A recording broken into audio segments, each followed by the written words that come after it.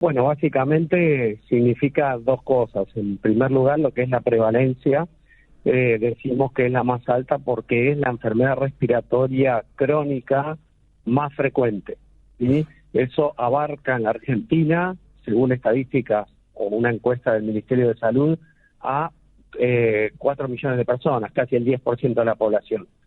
Y por otro lado, el subdiagnóstico se refiere a que casi el 50% de las personas que padecen asma hoy en día no lo saben, no son diagnosticadas. Hay varios motivos, no hay un solo motivo. Muchas veces hacen consultas y no son diagnosticadas, otras veces no consultan porque quizás los síntomas sean un tanto leves, y tengan algún conocimiento por la familia o así, también tenemos la dificultad que a veces las pruebas diagnósticas no están disponibles en forma extensiva.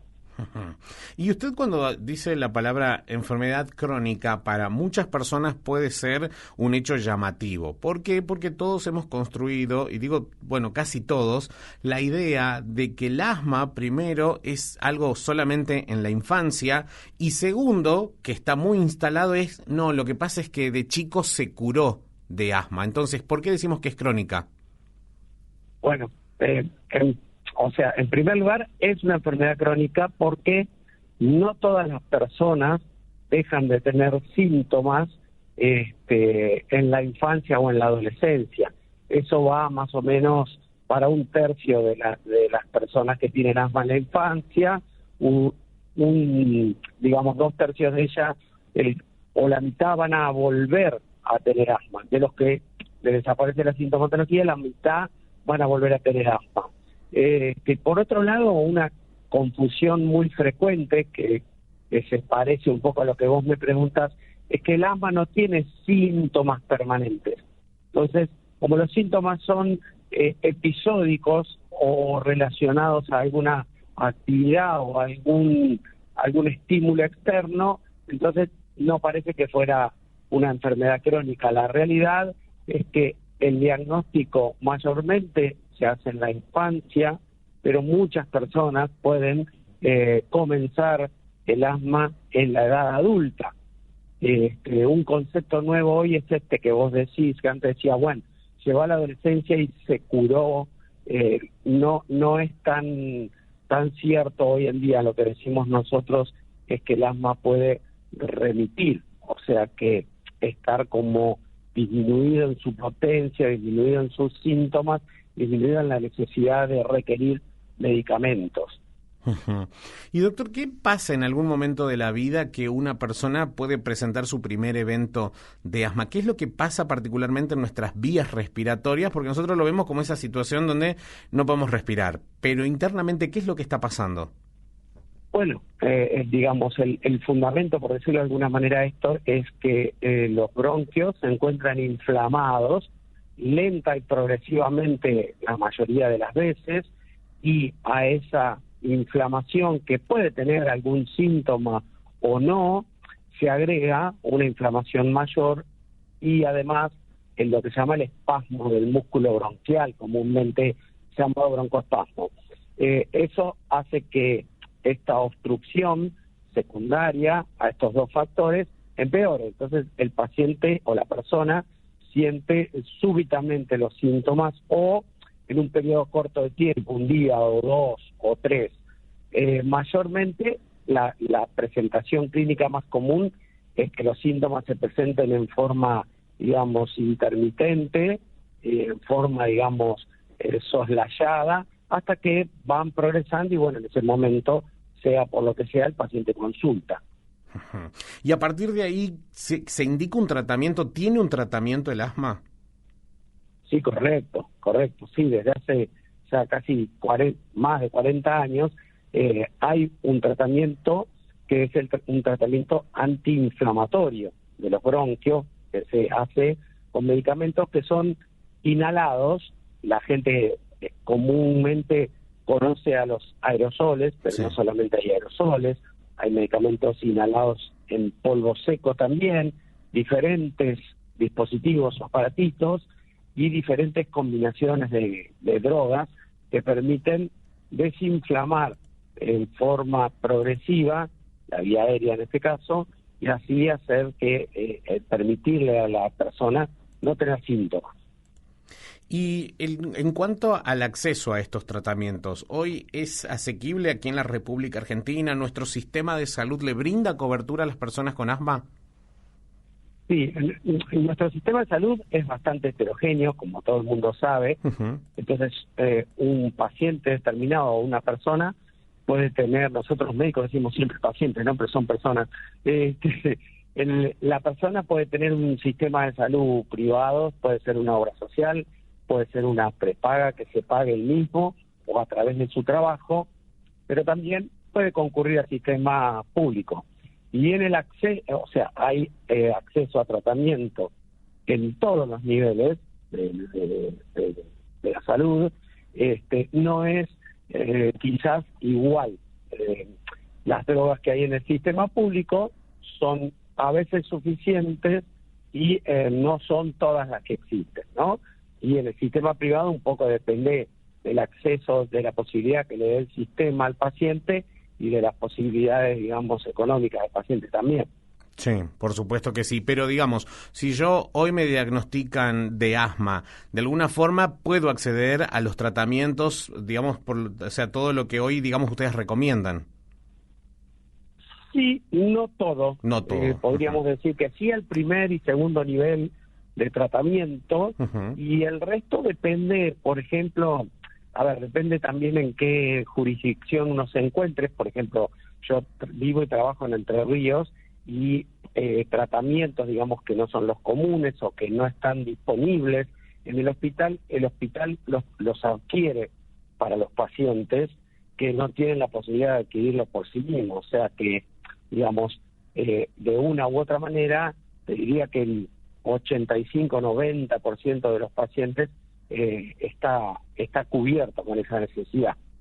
Bueno, eso es para tenerlo en cuenta entonces y para seguir trabajando y garantizar un acceso al 100%, ¿no?, de los posibles tratamientos y sobre todo el mejor tratamiento que la persona pueda llegar a requerir. Y eso me da pie también, doctor, para preguntarle, ¿todos los pacientes viven con el mismo asma? ¿Todos los viven de la misma forma?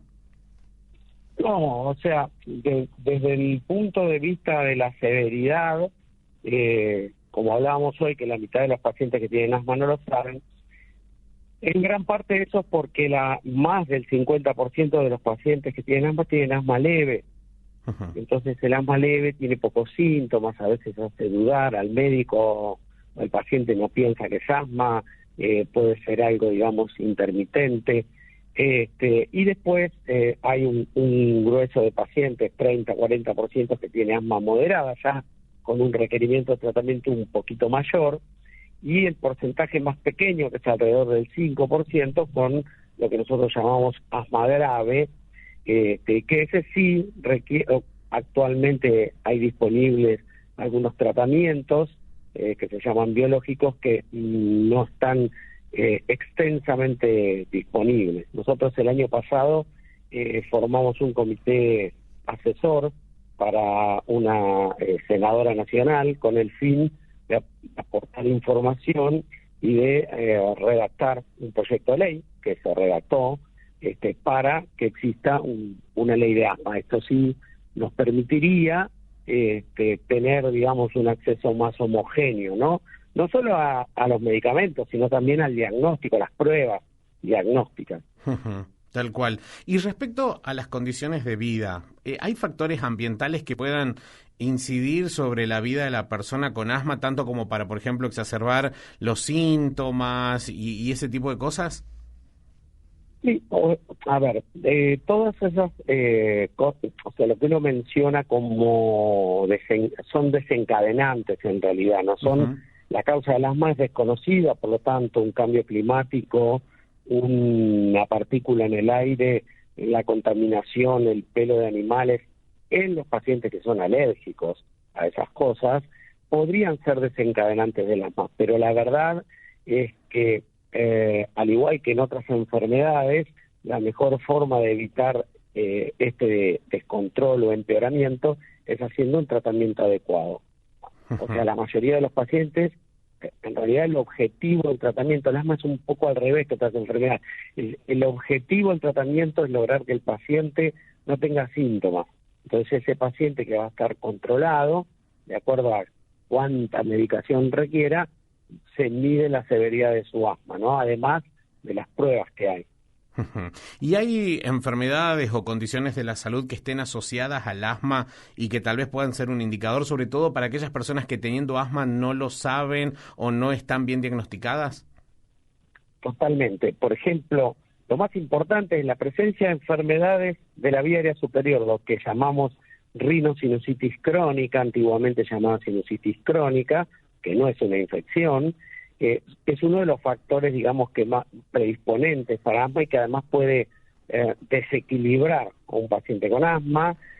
Fumar es una cosa importantísima, muchos pacientes con asma fuman y esto va a impedir que tengan un adecuado control de su enfermedad. La obesidad está asociada a una peor evolución, pero no son causas, ¿no? Pero, digamos, un paciente que es obeso no tiene que pensar que es asmático. Si un paciente asmático que no anda bien, uno tiene que siempre revisar si el paciente es obeso, si el paciente tiene rinosinusitis, si el paciente fuma, y lo más importante de todo es si realiza la medicación adecuadamente, o sea, la maniobra de inhalación, una cosa que es muy importante y que en todo el mundo es un hecho que a veces queda como soslayado, ¿no? Que un paciente una vez le enseñaron a usar el dispositivo y nunca más se lo controló. Nosotros los neumonólogos habitualmente en todas las consultas les pedimos a los pacientes que traigan sus dispositivos para ver si lo usan bien. Por eso es como yo le explico a la gente, si no es como agarrar la pastilla y tirarla a la basura, si uno hace mal el inhalador. Claro, sí, tal cual. O sea, ahí es clave para garantizar de que el tratamiento sea utilizado como corresponde. Sí, exactamente. Doctor, también lo quiero llevar a lo que, bueno, podemos denominar algunos mitos respecto al asma y que por lo que uno charla con la gente se da cuenta que están muy instalados. Uno en particular que a mí me llama la atención, por ejemplo, es el hecho de decir, bueno, el niño, el adolescente tiene asma. Entonces, en la escuela que se olviden de que va a hacer actividad física porque no está en condiciones debido a su estado de salud. ¿Esto es así, doctor? No, eso es falso. En realidad, por eso, como vos decís, es un mito. En realidad está basado en que antiguamente, antes de los años 60, cuando no existía tratamiento, digamos, si el desencadenante era el ejercicio, el paciente era conminado a no hacer ejercicio. Hoy en día yo le digo a los pacientes o a los padres de los pacientes cuando son chicos que es al revés, que tiene que hacer todo lo que quiera y nosotros tenemos que darle el tratamiento para que pueda desarrollar la actividad que prefiera y no su enfermedad ser un limitante. Entonces, yo siempre les digo, bueno, vos empieza con este tratamiento, que vaya a gimnasia, que juegue al fútbol, que juegue al tenis, que nade, y si le falta el aire, tiene que volver a consultar para ajustar el tratamiento.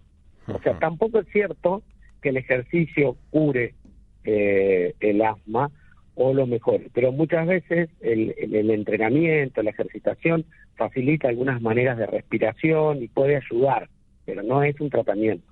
Bien.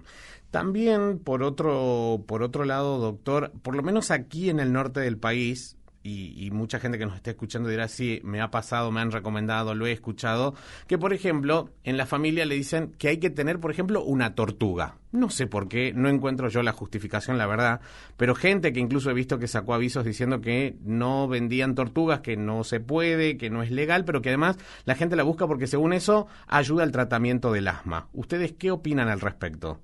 No, eso es totalmente falso. O sea, es lo mismo que ponerte un sapo para el dolor de muela. Sí. Hay que ir al dentista. Sí, tal cual. Pero bueno, son cosas que por ahí uno escucha y que particularmente con estas enfermedades a veces hace que retarde la consulta, ¿no? Y que creo que eso también es importante marcar, ¿no? Porque es tiempo que se pierde. Sí, claramente. Y el paciente puede tener riesgo de tener una crisis, ¿no? Y por otro lado, uno de los mitos, digamos, más frecuente de todos es el hecho de pensar que el asma es de origen nervioso, psicológico, psicosomático. En realidad eso no tiene fundamento. Lo que yo a veces le digo a la gente es que un estrés importante puede desencadenar el asma si este no está bien controlado. Al igual que puede desencadenar la hipertensión o la diabetes, ¿no? O sea, el estrés todavía, hoy en día cada vez se saben más cosas acerca de lo que es la biología del estrés. De hecho, hay cursos, ¿no? De eso, y cursos para profesionales de posgrado.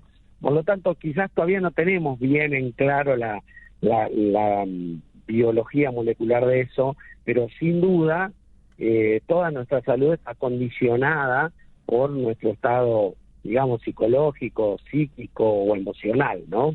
Pero no es la causa.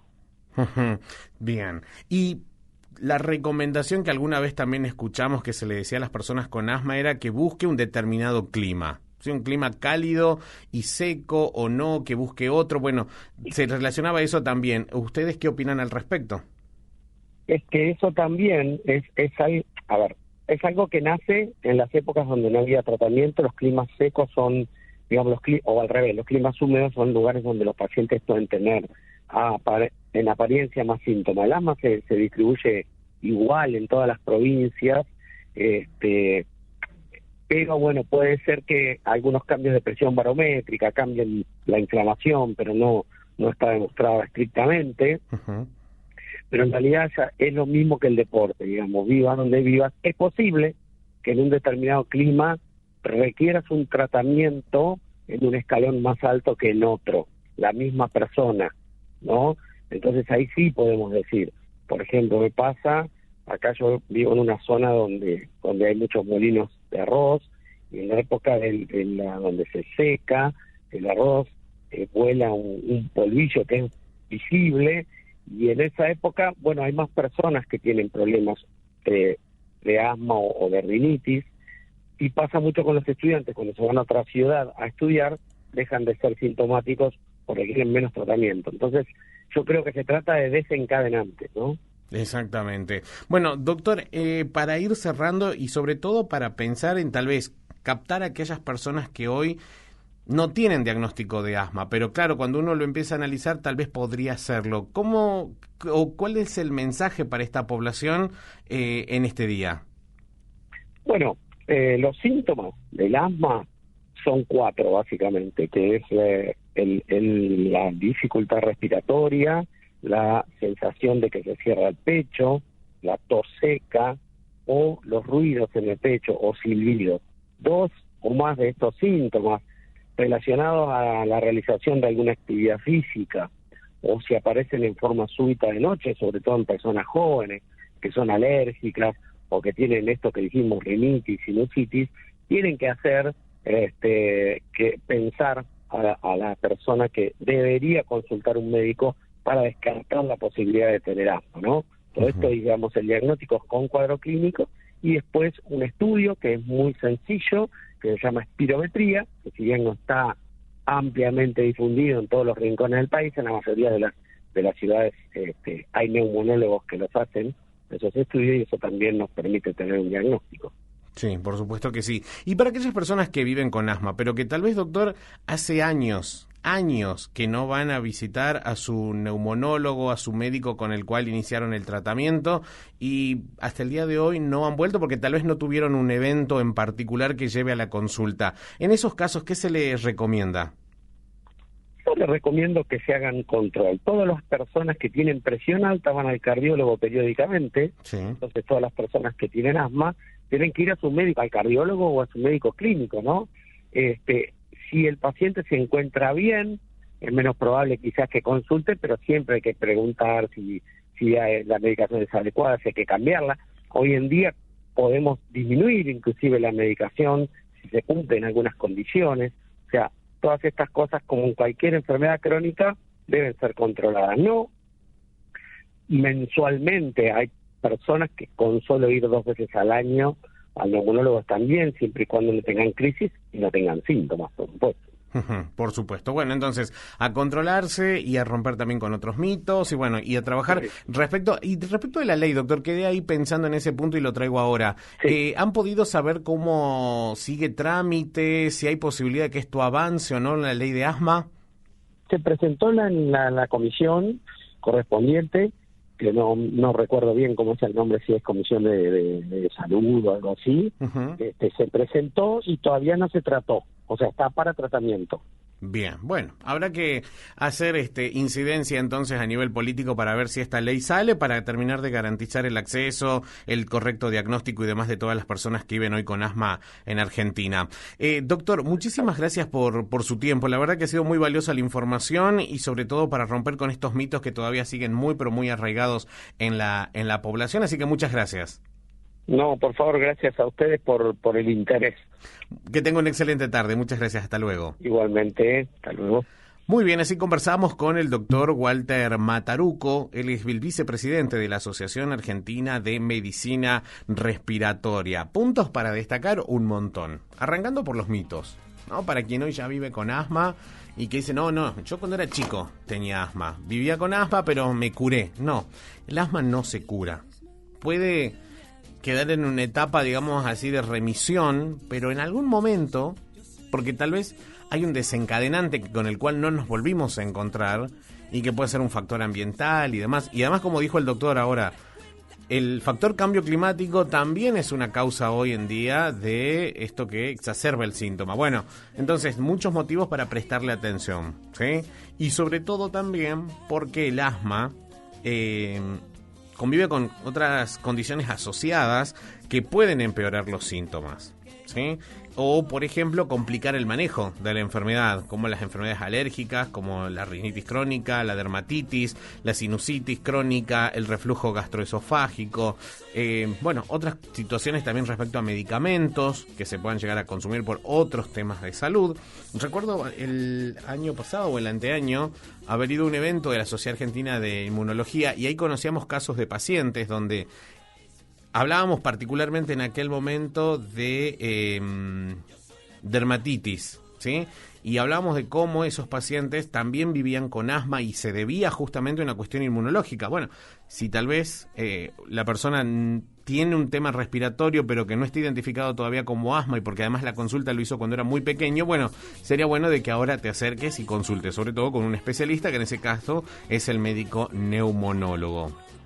El asma no se cura, como dije recién, no es motivo para no hacer actividad física en todas las intensidades, porque incluso los médicos hoy lo recomiendan, que es mejor porque prepara mejor la caja torácica a la hora de una crisis de asma y poder acompañar la respiración, ya que el problema está en el diafragma también. Entonces, hacer actividad física es positivo.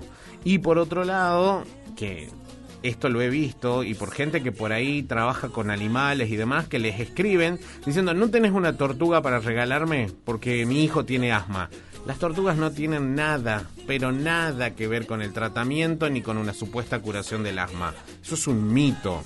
Es un mito que está muy instalado y que debemos trabajar porque además las tortugas no se pueden comercializar y etcétera, etcétera. Todo lo que sabemos respecto a la conservación de las especies. Así que bueno, hoy Día Mundial del Asma, ¿sí? Una enfermedad que tiene una alta incidencia en la República Argentina, casi 4 millones de personas viven con ella, pero solo 2 millones, o el 50%, lo sabe. La otra mitad está subdiagnosticada o mal diagnosticada.